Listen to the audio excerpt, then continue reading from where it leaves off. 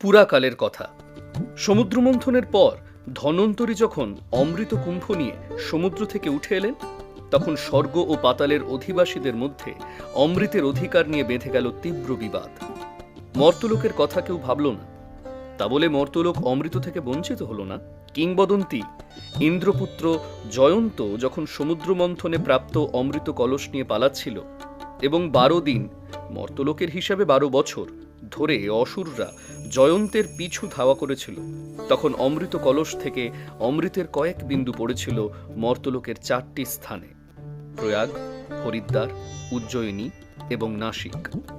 কালে কালে এই সব স্থান হয়ে ওঠে অমৃতক্ষেত্র, মহাতীর্থ। এভাবেই মর্তভূমির দেবতা মানুষের জন্য অমৃত বরাদ্দ রইল। প্রতি 12 বছর অন্তর যখন ফিরে আসে সেই মাহেন্দ্র যোগ, তখন মর্তভূমির রক্তমাংসের দেবতা